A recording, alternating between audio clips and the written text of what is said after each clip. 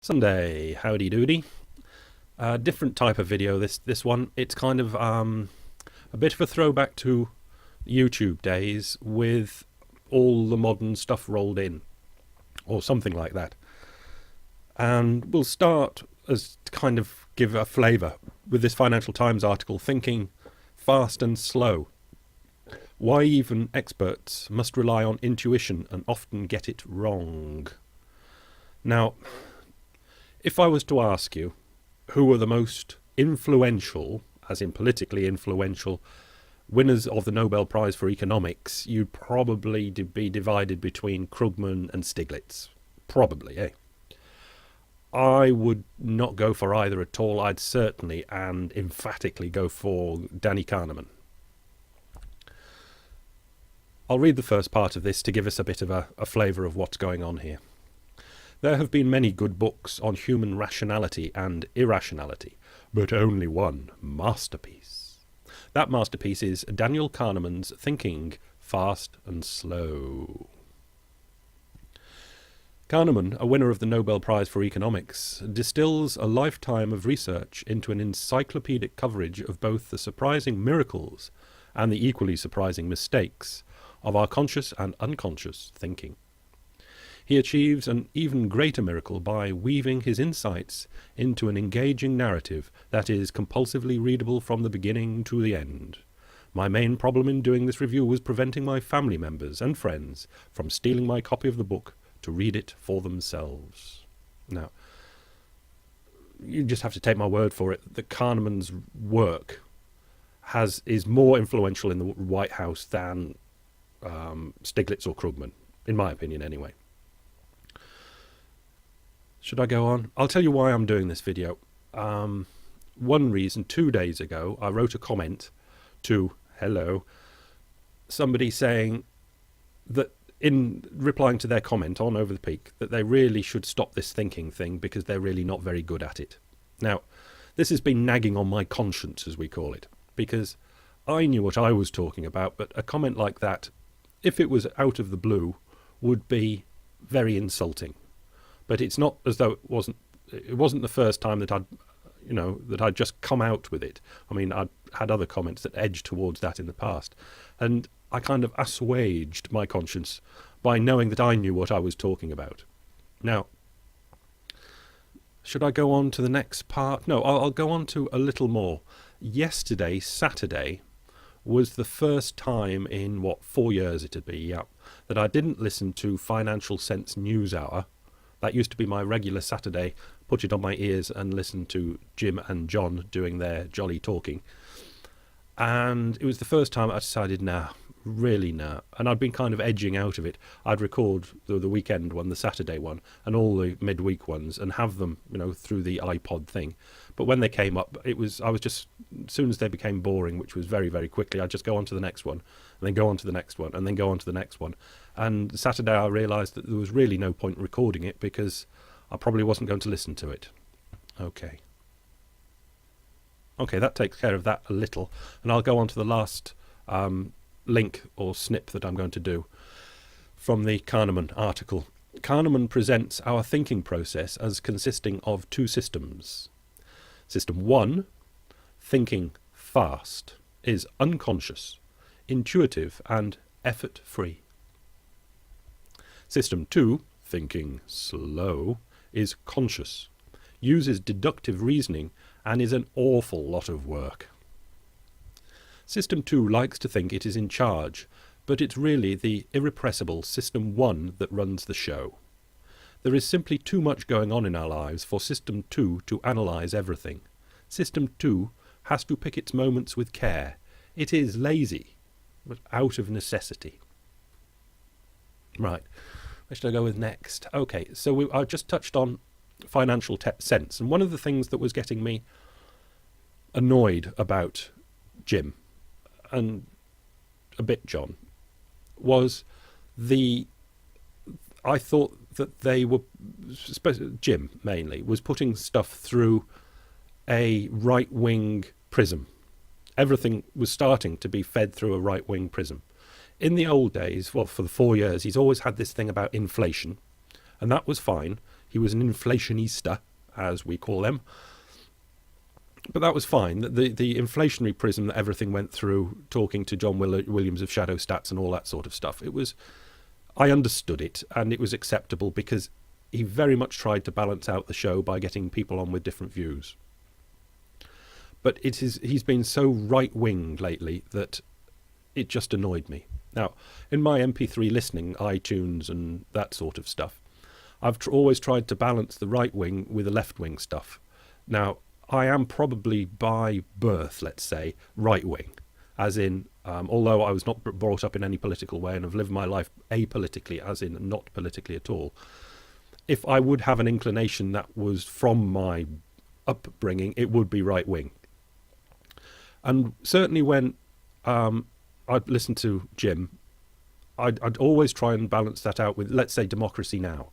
That I'd do my downloads and I'd listen to some stuff which was quite easy to listen to Jim because it's just easy. Democracy Now! Because it's often socially in your face, it's a lot more difficult.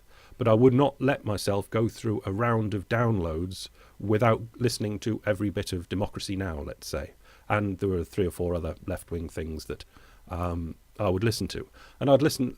John of Financial Sense is kind of one of these free market people, and there were a couple of free market types that I'd listen to because I was always trying to force a balance into my listening, and hopefully you get the idea from my stuff, from my output, that I try and not fall into the trap of having a prism to push all the information through.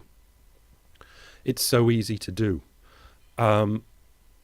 It's when I say it's easy to do as well, that's all part of the System 2 has to pick its moments. It is lazy out of necessity. It's linking back into that.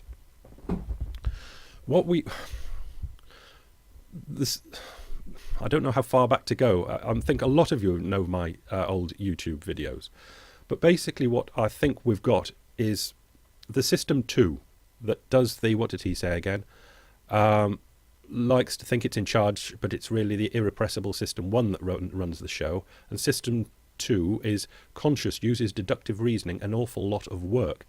When we come to think about, generally as people, what we are, as in I am my System 2, or I am System 2. That is generally what we think we are. And there is a System 2 working. And as Danny Kahneman says, it's terrifically difficult stuff.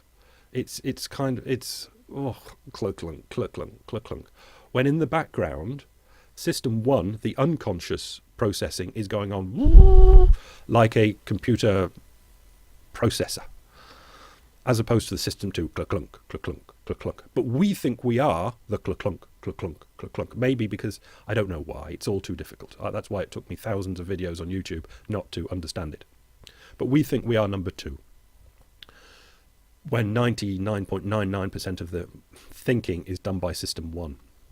So to make it all balance and work out and be sensible enough for System 1, for System 2 that we think we are, we have to have very simple prisms, I'll call it prisms this time, to put information through, to put it out when thinking in System 2 thinking. In other words, the hard thinking, the difficult conscious deductive reason type thinking. And this is where we get to the right wing, the left wing, the free market, and the anarchist type thing. Now, I get to the anarchist type thing because we've got Nascent Minds video which fitted very well with what I did as my preamble to the presentation yesterday, which was talking obliquely about the United States and it being the richest country in the world, but not very good at taking care of its poor, which was kind of a left-wingish sort of view. And the reason that I found the Nascent Mind cartoon video at the end of my evening yesterday so interesting was that I'd had that... it was a revelation, not a revelation, that's too much, but not even bothering to listen to Jim and John on Saturday was kind of a rejection of the right wing. And I was thinking... I just could not, I can't, because when I try to listen to it, I have to pull it back through the prism to get the information out again. It's been presented through the prism. I've got to take it back out through the prism to get to the actual information. And what was left-wing stuff was I listening to or reading? Oh, I was reading in The Guardian UK the presentation I was going to do today on peak stuff in the UK. But the whole thing was just, again, it was too difficult for me to pull out through the prism of the left-wing idealism the actual facts of the UK and how much it is over peak stuff. I'll do a link somewhere along the line. I won't just let it pass by without. I'll do a link to some of the, but there are about 5 links for this. So, but I won't let it go by without linking somehow to the UK peak stuff. But it was definitely being put through the left-wing prism, and I had to sit down on, because it was a grotty afternoon yesterday, and I sat there and go, oh, this is just so difficult, of having to pull things out through the right-wing prism and the left-wing prism. And I thought, difficult. And that's how I was thinking when I was doing the presentation of the video yesterday. And then Nascent Mind comes on with what I think is an anarchism representation. Now, the thing that all these have in common, the right wing, the left wing, and the anarchism cartoon thing, is that they are all, in a strange way, cartoons, because it's only sort of very simplified, simplistic, childish stuff that System 2 actually can understand. It's that bad at thinking. And this is why the actual right-wing stuff of no more taxes, or if you make the rich pay more taxes, they will work less and there will be less taxes, all these types of things, which when, all right, analysed, are total crap, or the left-wing things of we need a society where everyone should be not equal but as equal as possible, and that will share the money around, then everybody will be rich, all that sort of stuff. It's simplistic, childish nonsense. And the anarchistic thing of even the way that they try and put over their positive views by starting with negative views, and very, very rarely get past the negative views. In other words, it's a prism looking at sort of an economic sort of idyllic reality, but it's no reality at all. But it rarely gets past the finger pointing, kings, governments, violence, oppression, taking things off people to give to other people. You see how simple and childish it is. But it's no more simple and childish than the left-wing things and the right-wing things and religion things. They are all just cartoon. Oversimplification is such an undersimplification. It's such an under emphasis on how simple these things are in our System 2 representation of the world. And it's just horribly unfortunate that we, as people, all think that we are the deductive reasoning System 2, which is so horribly inefficient. But we can't accept how inefficient it is and just say, we just can't, because we think we are it. So that would to be deny our own self.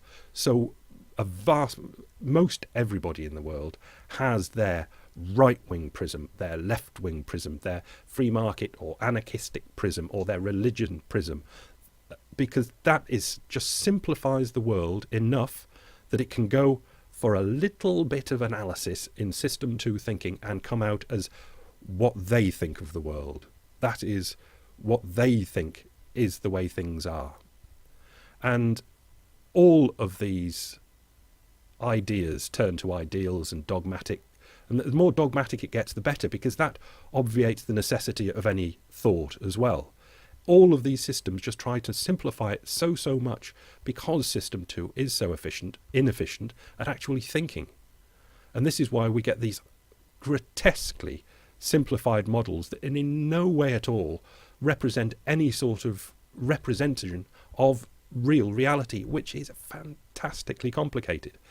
And the only way of getting any sort of idea of what's happening out there in the absolute reality, the real reality of things, is System 1 thinking, that is actually doing the 99.99% of the thinking, but is denied its role by the little prismatic System 2 dogmatic bollocks that we think that we are in control of. And the more ego kind of thing, yeah, didn't want to really go into ego, but it's the ego thing, the holding on to the I am this system too, and I have worked out that this is the system that is best for this, or this is the way the world works. That is what is most damaging to this whole overall thing. This is why I'm absolutely convinced there's absolutely no way out of these difficult systems at all, because the human ego, especially in important people like politicians, will not possibly get past their little system 2 thinkings. They will be stuck in their absolutely minuscule little models of reality, and those minuscule models have got no chance at all of even starting to grasp the magnitude of the problems that are out there. No chance at all. Now, I've gone on a bit, so I'll have to start stopping. On the other side of this, and over the peak, I was very happy that it was going for a while, but it's kind of dropped off, was that what was the spiritual aspect of this, where this idea of Danny Kahneman and the System 2 and the System 1 way of thinking has been known for thousands of years. But the shaman types that knew it, or whatever they might have called themselves 2, 3, 4,000 years ago, had this idea that if the System 2 could be closed down completely, System 1 would be perfect.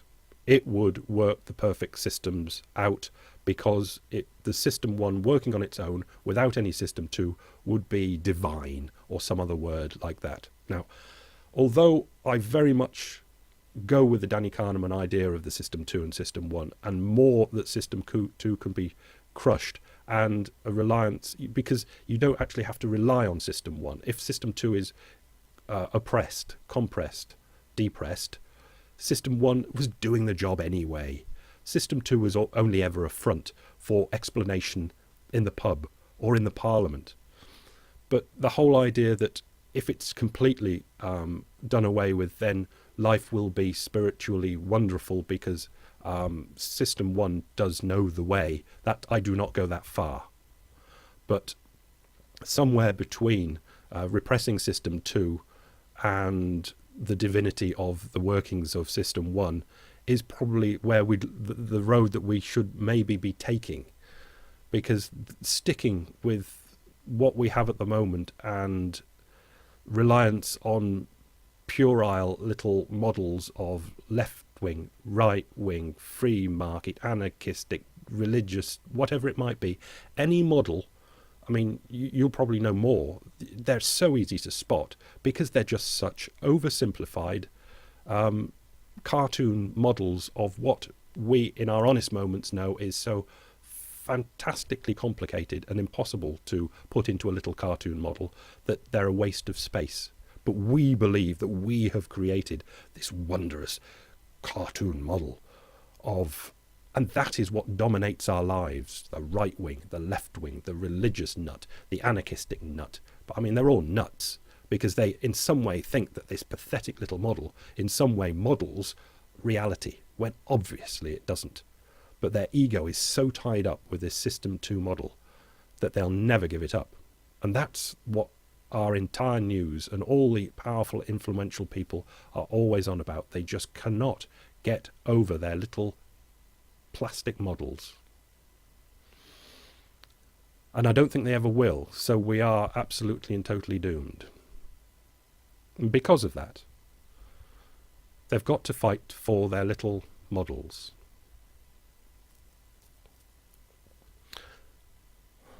That's it. Yeah.